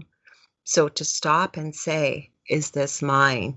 And if not, nothing attached but return to sender, right? Do you Mhm. find you pick up things like that? Oh yeah, and one of the reasons that, well, I think the biggest reason people will say that it's a curse is because they don't have the control over it yet. They're just aware that they have this ability and it's running rampant, and therefore they can feel everything. They're in the middle of an onslaught of all sorts of energies hitting them from different sides. It takes a while sometimes to identify what yours is and what Yes. you're feeling from someone else, and it can be very confusing. Myself, I actually learned this through connecting with spirit. I mean, people pass and then they come and see me hours after they pass. That's how I know they died. And they'll show up in my room. Through my interactions with different folks that have passed over in that respect, I've been able to really hunker down on what's my emotion versus what's something coming from the outside, something external. So yeah, I mean, it's not easy right now for us. We are the transitory crew, so to speak. The Indigo Children, I like that term, but it's something that's spanned the over the last 30 years. People had mentioned they thought that the Indigo Children would stop coming in at some point, that wave would change, but they're coming in on different rays of light. And there's a blue light, there's the indigo light. They're coming in on different light waves, and their consciousness here on the Earth reflects whatever wave they come in on. Myself, I believe I came in on a blue wave. And Mhm. that would completely make sense for what I do in respect to communication and expression in life in all the forms that I do. And yet I still encompass a lot of what the Indigo Children do, minus, the physical alterations, such as more codons of light in your DNA Mhm. that prevents you from receiving disease. So, I mean, some of these people that are here now, these children especially, are having a lot of difficulty because we're so used to being in a different vibration, Mhm. and maybe we've spent a lot of time in that other vibration. So although this isn't our first life here by any stretch of the imagination, it sometimes feels like it because of the different elements that we're dealing with in respect to the etheric. I have to agree with you. Zach Man's one of our supporters. I want to remind people that you're listening to 107.7 in New Orleans, Louisiana, United Public Radio Network, and you're listening live to the Angel Rock with myself, Lorilei Potvin. I have my very special guest, Michael Roser, and I'm hoping to have him back many times. We have so many discussions to have, folks. I know we did just some touching base yesterday. Zach Man is a supporter. You can join our YouTube channel. There is extra perks for you that regular subscribers don't get. So there's going to be some courses from some of our hosts. I believe we have between 40 and 50 hosts on this network. Extra Wow. content, special, yeah, there's a whole bunch of us all over. We have special interviews. There's going to be all kinds of things. So I want to thank Zach for supporting our network and being a subscriber, because he always supports my shows too. I really appreciate it. He added a commentary. He said, I'm definitely more sensitive to negativity. It happens a lot to him. He said, at my day job. And Zach is we've had this discussion before. He's not really a I hate that term millennial. I have a son that's 25, almost 26, and Mhm. I've never liked that term. But Zach's, I think, probably around that age, maybe a little bit older. And I could definitely see that because it also, for some reason, feeling really important. It's really important to talk about this right now. The energy collectively on the planet and to give people some hope out there because we're seeing so much fear, anger. We've never been so divided. The sadness, the depression, the suicide. We've got the holiday season coming up. I don't know if you have anything maybe to share. We're also seeing a lot more paranormal. Hearing it from many people, paranormal activity, a lot of more negative entities. Have you got anything to add to that? Maybe it could help a few people, Michael. From what I understand, we're in the home stretch here. Yeah. This is sort of the last big hurrah before we're given the opportunity to really shift in a very large way. A lot of people have been forced to do that over the last year in their own ways, and they've been forced to go inside themselves in a lot of ways too, based on the isolation. There's a lot of learning, internal learning happening right now for everyone. And I understand that the situation at large has affected people in different ways. Personally, I've made it positive. I became more creative, Yes. having the time that, I could do that. I was able to focus on my own growth and, personally and spiritually. So, it's about taking the situation and finding that silver lining a lot of the times, even in this global sense. Um, but again, as I mentioned, this is what I understand. Again, this isn't coming from me directly, but I hear that we are in the home stretch and we just sort of have to get through what we're going through. Not that we won't go through something again, but it will be different because we'll be at a different level. Now, my question is, will I get to see that in my lifetime? I don't know. But I do think that a lot of radical changes are coming over the next 10 years that will drastically change the demographics of many different countries, and it will change the way people see things, again, on a collective scale. And you're always going to have this duality right now, though. You're always going to have this opposing force. What's going on with the negativity and the fear mongering and stuff that you see, it's the last grasp attempt to keep us back in that third dimension. And there are going to be some people who stay there. They're supposed to. That's part of what they're here to do. But there are others who are here helping the shift into the next paradigm, if you will, energetically. And people like yourself and myself as well, and a lot of the wonderful people I work with, they're all on that same mission, whether they realize it or not. It's just something deep inside them, a passion and desire to express and learn about these topics that can't be explained logically. That makes a lot of sense because yes, I agree, and we know that this isn't going to last forever in this 3D existence on Earth. You even look at a pendulum, you look at a storm, you look at whatever it is. Yeah, it can get really bad when you're going through it. Then it shifts, and then it comes back, and then you know what? Beautiful place right here is in the middle. But you said something important a few minutes ago. And what it is when we're really happy and everything's status quo and it's amazing, there's no impetus for change. There's no impetus for growth. There's no impetus for learning.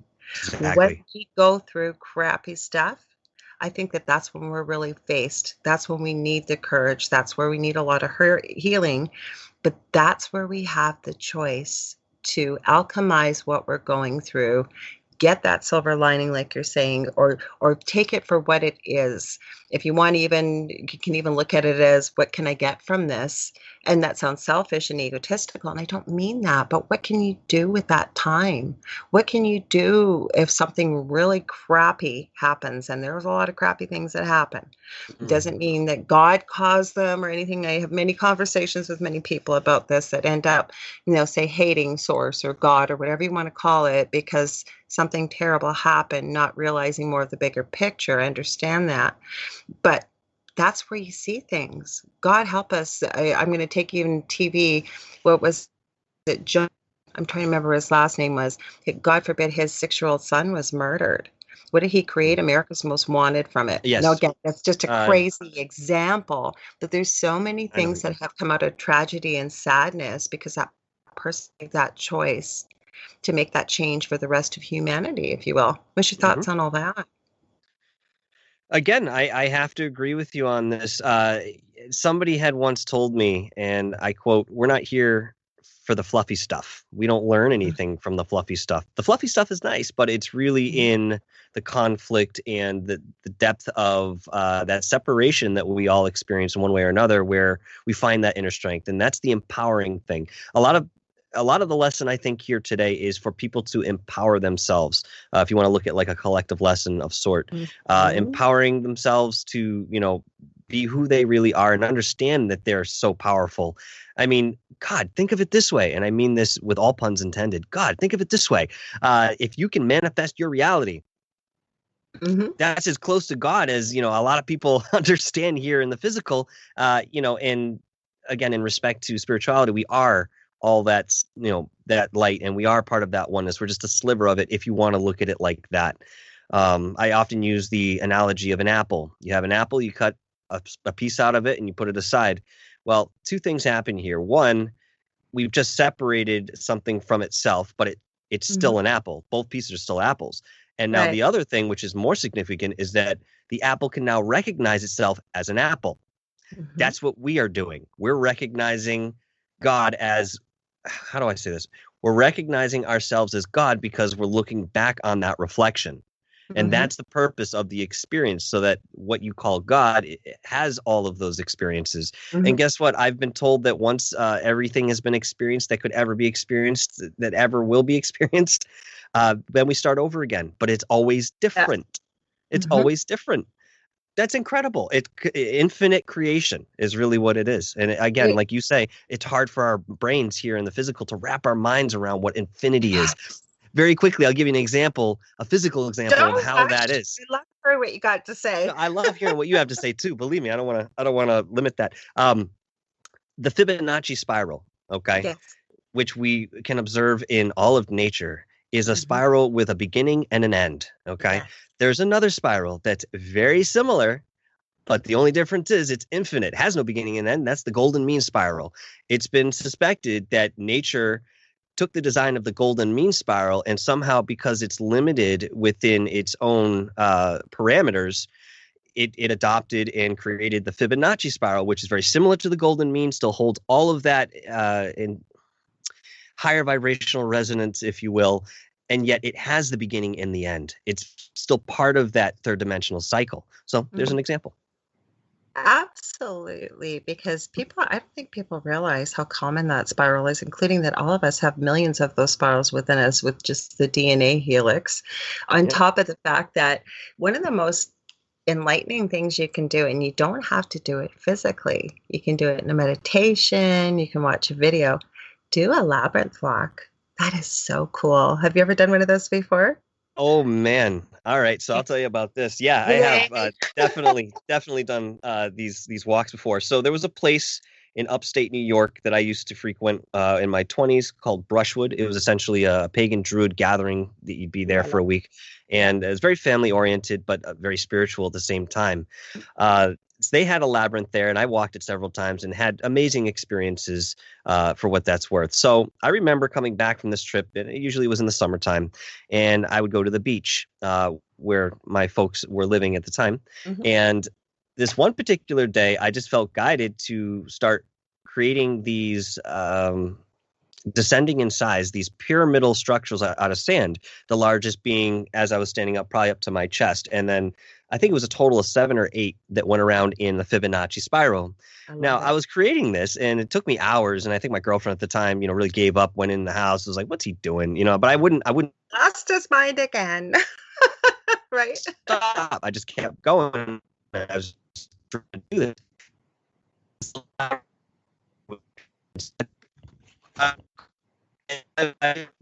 People in the house said, hey, come walk the labyrinth. It's kind of every pyramid. The energy was just 10 times what it was 5-10 steps back. I was in such a state of vibration and a bit of sand that I put together actually had this sort of effect, but something symbolic about it must have tapped into the energy, or maybe it was my energy because I had created it. We walked that labyrinth for the rest of the night, and everybody was having a great time with it. So yes, there's a lot of energy in that. Yeah. Well, never mind sand too. That's made up of little tiny molecules, almost of like Hmm. glass, if you will. So imagine, and I'm sure there was probably some quartz crystals within there too to hold that Oh energy. yeah. How cool. How cool. I It want to was talk neat. I want to talk about your show because Hmm. you've started this. It started with your music. Go ahead, tell people a little bit about your music too, and what your impetus is for show. I want to talk a little bit too. We're running out of time here. I want to talk I about your know. work with it's Third Phase of the Moon. Is that it? Third phase of Moon. Yep. I And third I, phase. I always forget the name. I've listened to them. I watch them. I love what they do. Go ahead, take it away. Sure. So I founded this show on YouTube, Dark Hour Paranormal, back in May. I think was one of my first broadcasts, and because of it's literally the universe is waiting for me to do this. I was just greeted with opportunity after opportunity, synchronicity after synchronicity, and as I've mentioned, I've met a lot of great people, guests included, that I didn't realize I had such a connection with. And there's plenty of people I can reach out to today, even if I have an esoteric question where I might Yeah. have had to go and find somebody in the field before and really set Mhm. something up. Now I can just reach out to people. So Dark Hour Paranormal centers around interviews with high caliber guests and folks that are experiencers alike. I think both sides of the spectrum are relevant, and we need to validate both of those. It's not just Yes. what comes from the experts in the field, so to speak, okay? Because nobody's really an expert, right? Um, so I that's the format that it took. And my whole reason for starting this was because I wanted to obviously explore this side of myself, but to get this information out there in such a way that I thought it could help people. Well, guess what? That's what I've been seeing. That's what's been coming back to me. People are coming to me saying, "Hey, listen, you've helped me. Your show is helping me. You helped this person in my life," and it's fantastic to hear. I have no ego involved in that. I'm just happy that what I'm doing is affecting somebody in a positive manner. Mhm. And I try to be non-biased when I'm on the show, but clearly Yeah. I have my own thoughts about spirituality, and that sort of Mhm. leaks into some of the questions that I ask. But that's what makes it original. I think I'm asking questions uh, that demonstrate a real deep understanding of some of these subjects, which is, not to say that people out there in the field don't have that depth, but they're not asking some of the questions that I'm asking. And I'm not sure why, but it's just something I've observed. But I think that lends to the popularity of the channel, obviously including some of the guests that come on. People, if they don't know who they are, they end up knowing who they are after the show. It's really Yeah. fun. I Mhm. ended up being picked up by Third Phase of Moon, essentially. I love it. Few months ago they started. Well, I know they've always been around, and they've always been helping me from the background, if you will, through other people. They'd be giving me little hints and suggestions to make the channel better. And Rich Giordano of Goofon is also a major figure in this connection, because if it weren't for him, I'm not sure what the show would be today. That's how close I've grown with Rich from Goofon. And definitely check out his channel, guys. He's on 6 days a week, just not Sundays, but Okay, it's so what does fantastic. GoFund stand for? Because I obviously know what MUFON does. So that was one of my questions I was going to ask you. GoFund, what does it stand for? Just the name of his channel, or? It's the greatest UFO network is what Love GUFON it. stands for. And he actually helped pioneer what we're doing right here now back in 2005. So he's a pioneer of the paranormal podcast and live streaming community, the way that Dave Scott from Spaced Out Radio is. But Dave there's, is on our network. He is on 7 days a week. He comes on after my show. And Joe Montalto, I have to give him a shout out. Love him dearly. We all do. He's oh, yeah. such a great guy. And he's been doing this for close to 30 years because Hmm. when YouTube decides that we're naughty, we get transitioned over to our alternative channel, which the network used to be called the UFO and Paranormal Radio Network. So Dave Scott, who is a fellow Canadian, he is on 7 days a week, starting at, well, I'm in Eastern time, so Central it would be 12. Think about that, 11 12 o'clock. Eastern. 11 o'clock, 12 Eastern, yes. I think because my show moved back an hour. Both my shows Yeah. used to be the same time on Mondays and Tuesdays. So, and we just had a schedule change. We had our host chat on Friday nights, and originally it was Monday nights. Now it's moved back to Monday nights. So trying to keep all these times different. So I want to give Joe a shout out. He's also the owner of UPRN. And you know what, guys, I usually do this at the beginning. He's my producer, and you know what? He produces all of us. He makes our job so much easier. I don't have to worry about technical or anything. I just get to do what I love to do, is talk. So you might want to remind people too for that don't know what third phase of moon is, because Sure. they've kind of taken over, I believe, the platform for people sending in evidence and all kinds of stuff with UFOs. They really have taken the forefront, I believe. Just to say that, I am truly fortunate Mhm, to have third phase of moon with me, and I'm on their team. I'm on their sister channel, Third Phase, but sometimes do occasionally appear on Third Phase of Moon through their radio broadcast. But for those of you who are not familiar with Third Phase of Moon, they are the largest UFO channel in the world in respect to gathering evidence and analyzing this. And mhm, they do everything. They really do, and they've been branching out lately into different parts of the field. mhm, But that's what these guys do. They are, along with Rich, I'd say that this team is the hardest working team in our field. I mhm, really believe that, and it's not just because I'm part of that team. mhm. I see the work that these guys do, Yeah. all of them, and it's just incredible. And they have the passion, they have the heart, they have the love behind it, and it's just so much fun to be involved with what they do. And the fact that they've taken a liking to what I do Mhm. is just, it's there aren't words to express the gratitude I have for that. Well, I'm so glad. No, normally I'm going to give you time at the end of the show, but for people that are tuned in, because apparently we have a big audience that, or we started anyways, that came through with the host chat. There was close to, I think, almost 1 million people worldwide. And then for Dell's show, and then for tonight, that's why Joe had said we had a big one. So let them know right now too. Before I know we still got a few minutes before we end. So what nights is your show on, and what time? So my shows are usually at 8 o'clock Eastern time, and the days vary because I'm very considerate of what the guests can do. A lot of these people are very busy, especially the authors and presenters. So I kind Mhm, of work with that. I do try to stick between Wednesday and Friday nights, mhm. but again, sometimes that can vary. Um, and yeah, so Well, that's that's that's what you've so got with that. cool. And that Yeah. I thought you had been doing this for a while. So you just got this YouTube channel kind of out there. Mhm. You said in May? Yeah, that was when I did my first broadcast. And if you guys look on my channel, you will see the distance that I have come from that first broadcast. Yeah, but we all do that, right? It's Like fun, though. It's I fun. never thought I would be podcasting, and I was on a different network.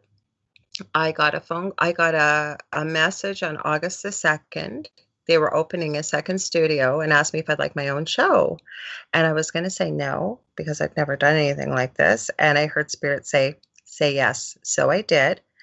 And the first night they went live with Studio B was August 6th. They had promised me they were going to be there with me. I had nothing to worry about because I had a show every night, Monday through Friday. And it was supposed to be 2 hours. And 10 minutes before I went live, and I don't use the script now, but I mean, I was new to this. I had no script, I had no music, and I had nobody to talk to. Oh And boy. there was a scheduling issue. So luckily I was only going to be on an hour. And I realized there was a huge difference because I used to go live on Facebook and stuff, but having no video and you can't have dead air. Hmm. Nope. Thank God I have a really good friend. I sent you some of his EVPs. Zach knows him well. That's where we know each other is from Jason Bland on Paranormal Soupies on Sunday nights on YouTube and Facebook Live for 3 hours. He called in because I used to call into his show all the time, and we actually were on the same network together at that time. Hmm. And then afterwards, I went, oh God, thank you, Spirit, because I don't think I could do this for 2 hours every night. But the cool part was right after my show with that scheduling conflict with Seraphine Hurley, who I now call my PIC partner in crime or bestie, we had 15 seconds to meet each other. I was getting off air, she was coming on, and she said, hey, want to join me? And a best friendship was born from there. Every Monday and Thursday she was on. She'd be on my show, I'd be on hers. And she had a roundtable female discussion about the paranormal. So it's a little different because she didn't see a lot of females out there doing that at the time. So things are meant to happen. And, I think we talked about that. Now, whether it's with the paranormal or what's going on, I sometimes think if we can step back from the situation, take a look at it objectively, because the hardest thing I think is to hold a mirror up to our own faces. So easy to see from the outside looking in, but to hold that mirror up. But if we can step back and look at the whole situation as a whole, what's the meaning why this happened? Was something, supposed to be changed, or was there something that was supposed to come from this? Like you said, you started your channel in May. Mhm. Like, that was during what's been going on right now. Yeah, I mean, was this one of the positive things that you used that time for, Michael, to start Ex- this channel finally? Exactly. I had been sitting on this for a long time in terms of Mhm, thought because it had been a while since I did radio, professionally, mhm. and I started getting really frustrated, to be honest with you, to the point where I was really kind of calling out and being like, of the mindset saying, well, why do I know all about all this stuff? Why is my curiosity so deep in the esoterics and stuff? And what the hell is my connection to Montauk that I'm researching every night? And why do I You're feel this driving me crazy with emotionally? that. You're driving Yeah, me crazy with that it's just Montauk, but go ahead. it's just a very integral part of my experience, that again I'm learning about now, and learning how to release the energy that's associated with that. Um, well, I had one friend, Rick Cianci, as you mentioned in the bio, who was part of my Dark Hour Paranormal team that we had back 10 years ago, 11 years ago now.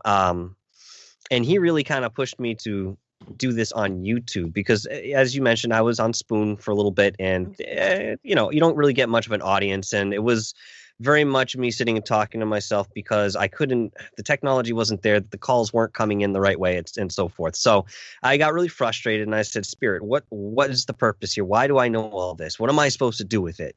And I just let it go. And it was just a very short time after that, Rick had mentioned, you should start your YouTube channel. And I'm like, I don't know anything about this. I don't know what YouTube, I watch stuff, but I didn't even know you could go into a live chat at that point. I didn't know. Right. And so he very diligently guided me on that path. But very quickly, I became intertwined with GoofOn, because I was on a round table kind of by accident one evening, and I got to actually talk to Rich a little bit.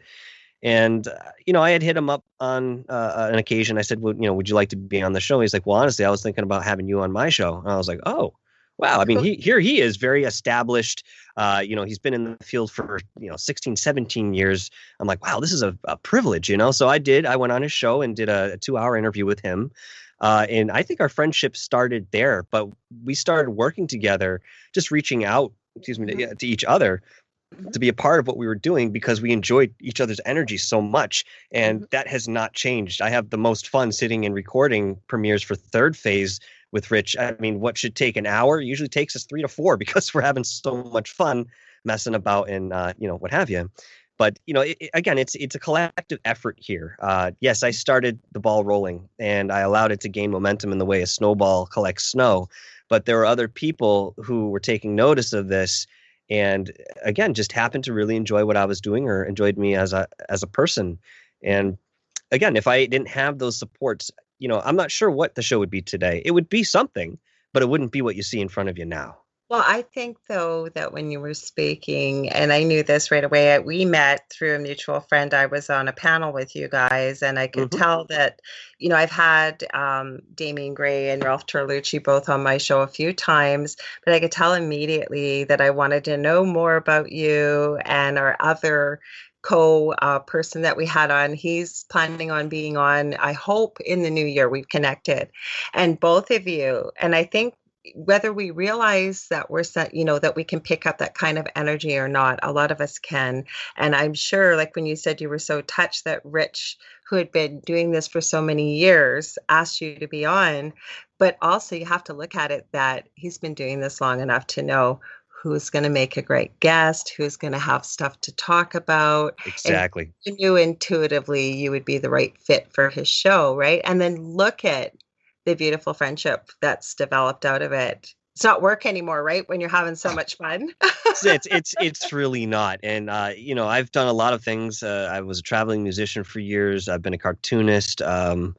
I have actually owned a fly and rod restoration company when I was younger. I mean, I've done a lot of different things, and I can honestly say I learned so much from Rich just hanging with him, and I know he's expressed the same about Yeah. me. So it's really, really synergistic, the relationship that we have, and I think that's one of the things that really makes us work together as a team. I love that. I'm gonna have to find out more because I'm very, very creative. If you're a musician and a cartoonist, you are too. But I think that goes. A lot of people don't even realize. I think like yes, you can use your words and you can write books and you can do all kinds of things to help and inspire people. But I also truly believe that music and things that are created by hand are just different art form channeling that kind of energy. I Yeah, really do. absolutely. Mm. Absolutely. Hands down. And, if you don't use your talents, then they're going to be latent and they'll stay dormant, maybe until the next time you get a chance. It's not that we don't know that we're missing the message. We consciously block this out a lot of times with Hear it whatever all we the time. want. Yeah. Hear it Yeah. all the time. It's You know, this there's real go ahead. dichotomy within us. So, Yeah. yeah. Well, I think what it is, and we're almost running out of time. This might be our next topic for next time, and I'll Okay. leave people with this before, so 'cause I want people to know where to find you. And what Zach quickly added, I'm still learning myself. Slowly, I'm becoming more comfortable on camera by doing my cigar reviews, and he does. And I encourage everybody if you feel that impetus. I just met somebody in line the other day, a cashier that was thinking about it, and I said, do it. This is a perfect time to do it. There's lots of people out there helping other people with videos, and the masses are looking for a new place to look for information, to look for, where they can find their entertainment, if you will. Now, I forget the question I was going to ask you. Hang on. It had to do with something with spirit. Darn it. I knew it. I shouldn't have let it go. We were talking about your cartooning and all that kind of stuff. But, and you were talking about gifts. You said if we don't use them. Oh, no, it was about spirit. I knew it would come to me. Is the biggest question I had in the beginning and for others was, when am I going to hear my spirit guides? When am I going to know my spirit guides' names? When am I getting my third eye going to open? And the biggest revelation for me one day was, I've been hearing them all along. Most people don't hear them in a strange voice because you'll think you're going crazy or whatever it may be.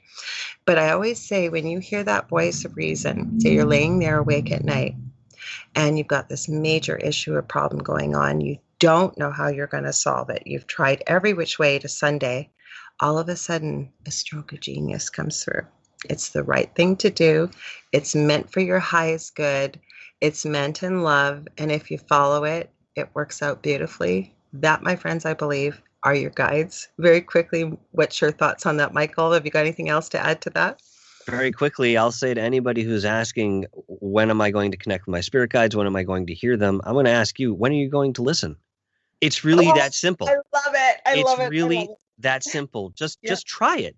Mhm. Try to recognize a different voice in your head that isn't yours, or in times of abandoned thought, like you're in the grocery store, looking at a package of beans, listen for something that comes in and then question that. Maybe it's not just internal dialogue. Maybe it's something else. Or music to train your ear. And this came from one of my mentors, and I loved it. When you're listening to music by yourself, say with headphones or whatever, close your eyes and decide that you're going to be able to say, pick out the bass if there is a bass, or pick out the whole part of the drum or the lead guitar or the rhythm guitar or depending on what it is. Sit there and see if you can significantly pick out sounds and concentrate on that, training ourselves to listen to the Hmm. subtleties, not the whole piece, Good right? point. Good point. That's a I great love it. exercise. I like that a lot. That's great. Yeah, yeah. Mhm, That's it. You're gonna basically separate the noise mhm. from the voice. You know what I mean? Yeah. The clutter and the static of internal dialogue to hear that one resonating voice. Mhm. Yep. Yeah, I thought it was a great suggestion. Michael, you are such a pleasure. I hope I can call you my friend and that we stay in Absolutely. contact. I would Absolutely. love to have you back on here again in the new year many times. We have many discussions to have. We sure Um, do. I want to please tell everybody where they can get a hold of you, where they can find you. If you got anything upcoming that you want to share, please let people know. Well, thank you very much, Laura Lee, for having me on. This has been my absolute pleasure, and My this is pleasure. awesome. I know that we're going to be doing a lot of work together in Yeah. this way, at the very least. I can see that. Okay, so you can find me on Dark Hour Paranormal. That's Dark Hour Space Paranormal. If you type it in another way, you might not find me. So that's on YouTube. You can Mhm. find Rich Giordano at Goofon on YouTube Yeah. as well. And Third Phase of Moon and Third Phase, the sister channel, are also on YouTube, where you can find me and my affiliates' work. In addition, you can also find Third Phase of Moon on Amazon Prime now, under Oh, right UFO on. Report, and Love. I will be a part of that as time goes forward. Rich is already on an episode that they put up, but check that out too, because that's I really will cool for sure. stuff. I have it. I But will. if anybody wants to contact me directly, you can reach me at darkhourparanormallive@gmail.com. I love it. And thank you again so much for being here. Thank We you. um we have Zach Man. Like I said, usually we have more people in the chat. Sometimes we do, sometimes we don't. But just if you're listening, you probably will have found it. But we are carried anywhere there's talk radio or podcasts. That includes iTunes, iHeartRadio, Spotify, Spreaker, SoundCloud, Podbean, just to name a few. I want to wish everybody Merry Christmas, but I will be back tomorrow night with my PIC and bestie, Seraphine Hurley, with Tripping the Void. It'll be 9 p.m. to 11 p.m. Central Standard Time. And I don't know what we're talking about yet, but I know it's going to be fun. We always have those kind of discussions. And again, like I said, I want to wish you all the merriest of Christmas if I don't talk to you before then. Sending you all much love and light. And we will see you tomorrow night. And again, thank you, Michael. Thank you. I appreciate it. Now we're just waiting for Joe. We might still be live. He likes to mess with me.